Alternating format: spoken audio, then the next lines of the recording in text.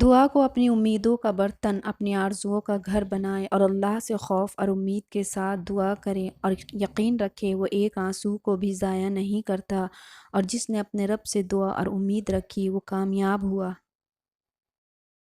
اللہ کو ڈھونڈنے اور اسے پانے کے لیے کوئی راستہ نہیں ہے، راستے تو دور جانے کے لیے ہوتے ہیں، سفر کرنے اور منزلیں طے کرنے کے لیے ہوتے ہیں، یہاں سے تو کہیں جانا ہی نہیں تو راستہ کیسا؟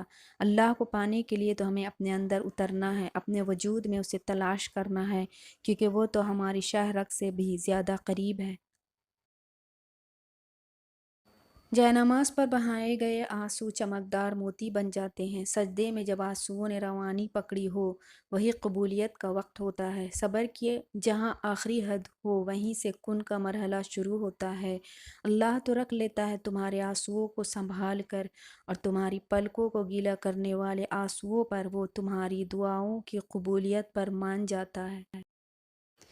اپنی اپنی دنیا میں خوش رہیں اور خود کو بھی خوشی میں اثر کروائیں۔ ضروری نہیں ہے دنیا آپ کی خواہش پر چلے، کیونکہ ہر انسان الگ فطرت رکھتا ہے۔ ہم نے اس بات کو خوشی سے قبول کرنا ہوگا۔ اسے قبول کرنا کڑوا ہے، پر آپ قبول کریں تو آسانیاں ہی آسانیاں پیدا ہوں گی، ورنہ ایک لا حاصل کیفیت کا شکار رہیں گے جو آپ کی شخصیت کو دیمک کی طرح چاٹتا رہے گا۔ دل میں نفرت رکھ کر مسجد نہیں جایا کرتے جناب، وہ سجدے صاف کپڑے کو نہیں دل کو دیکھ کر قبول کرتا ہے۔ مدینہ شریف میں زلزلہ آیا، سیدنا عمر فاروق نے زمین پر آسا مارا اور کہا کہ اے زمین، کیا تجھ پر عمر عدل نہیں کر رہا؟ زلزلہ وہیں رک گیا، اور اس کے بعد آج تک مدینہ پاک میں زلزلہ نہیں آیا۔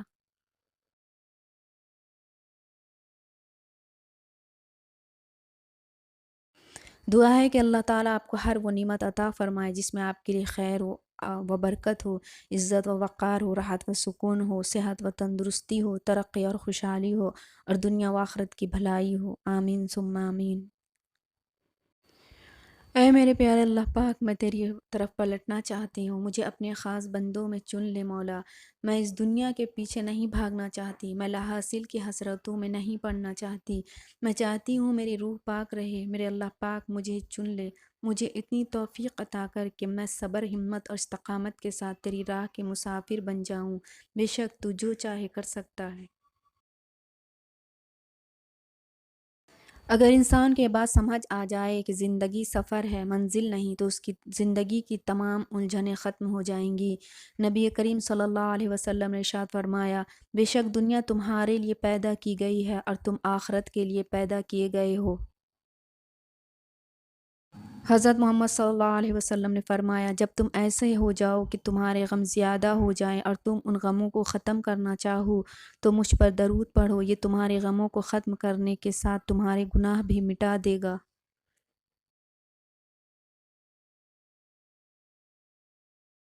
کبھی خود کو بھی چھان کے دیکھ، خاک کے سوا تجھ میں رکھا ہی کیا ہے۔ قرآن کریم کو نازل ہی اس لیے کیا گیا ہے کہ اس پر عمل کیا جائے، اور عمل اس وقت تک نہیں ہو سکتا جب تک اسے سمجھ کر نہ پڑھا جائے۔ دنیا کا کوئی امتحان کتابوں کو سمجھ کے پڑھے بغیر پاس نہیں ہوتا، تو کیا خیال ہے آخرت کا ہو جائے گا؟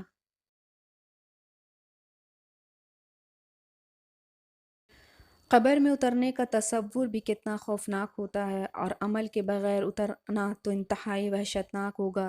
اللہ ہمیں ایسی حالت میں موت دینا کہ تو ہم سے راضی ہو۔ آمین ثم آمین۔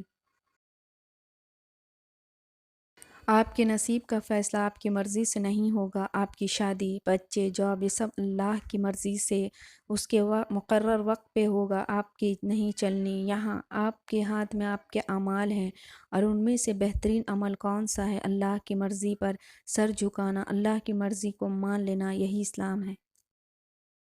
کسی سے اتنی ہی بات کرو جتنی وہ کرنا چاہے، کسی کی اتنی ہی پرواہ کرو جتنی وہ برداشت کر لے، کسی سے اتنا ہی ملو جتنا وہ ملنا چاہے، کیونکہ اس دور میں مخلصی سے زیادہ منافقت کے چرچے ہیں۔ مخلصی مشکوک کر دیتی ہے، اس لیے جو جتنا چاہے اسے اتنی ہی اہمیت دو، ورنہ سوائے دکھ کے اور کچھ نہیں ملے گا۔ شیخ سعدی رحمۃ اللہ نے ایک مرتبہ اپنے استاد سے عرض کیا کہ فلاں عمر مجھ سے حسد رکھتا ہے۔ استاد نے کہا اے سعیدی تیرے نزدیک حسد حرام ہے تو کیا غیبت حلال ہے کہ تو اس شخص کی میرے نزدیک غیبت کرتا ہے اور اس کے حسد کی شکایت کرتا ہے۔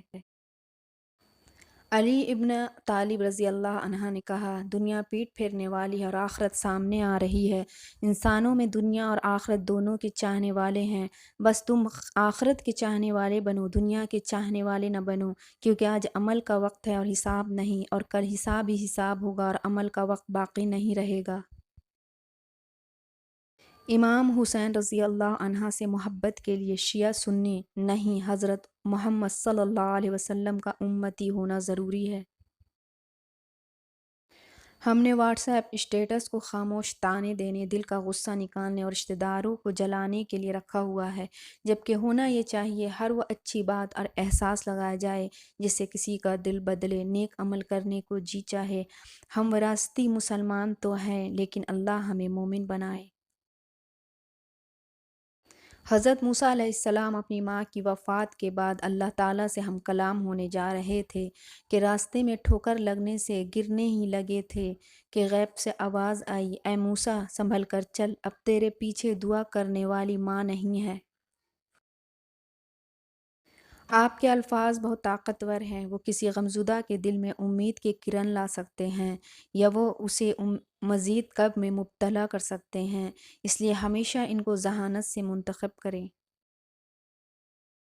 لوگوں کے خدا سے رابطے کے طریقے پر انہیں مت پرکھو، ہر کسی کی عبادت کا اپنا طریقہ ہے۔ خدا ہمارے الفاظ نہیں دیکھتا بلکہ ہمارے دلوں کی گہرائی میں جھانکتا ہے۔ اگر آپ لومڑی سے دین سیکھیں گے تو آہستہ آہستہ یہ ماننے لگیں گے کہ مرغیاں چرانا ایک نیکی ہے۔ جیسے پانی دیکھنے سے نہیں بلکہ پانی پینے سے پیاس بجھتی ہے، ایسے ہی قرآن پاک محض پڑھنے سے نہیں بلکہ سمجھ کر پڑھنے سے ہدایت ملتی ہے۔ آزمائش میں دو راستے ہوتے ہیں، اللہ کا رستہ، شیطان کا رستہ۔ اگر ہم غلط راہ چنتے ہیں تو ہمارا دکھ ایسے درد میں بدل جاتا جو بدلے انتقام لا تعلق غیبت پر اکساتا ہے، اور اگر صحیح راہ چنتے ہیں تو ہر دکھ صبر کی منزل طے کر کے سکونیت پا لیتا ہے۔ بے شک ہر تکلیف کو اللہ ہی دور کرتا ہے۔ رشتوں کے بدلنے کا کیا رونا، وقت تو آپ کی اپنی شکل تک بدل دیتا ہے۔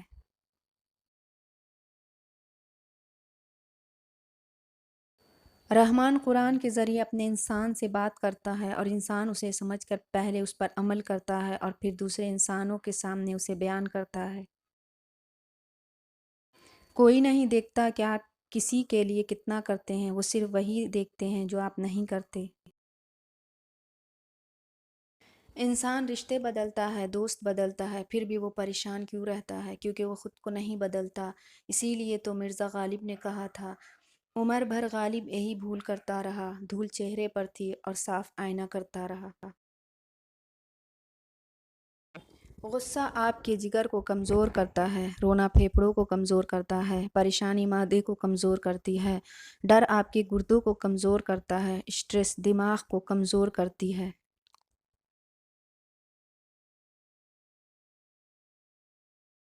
انصاف کرو ورنہ یاد رکھنا حضرت صالح علیہ السلام کی اونٹنی کے قاتل صرف 4 لوگ تھے، مگر غرق پوری قوم ہو گئی کیونکہ باقیوں کا جرم خاموش رہنا تھا۔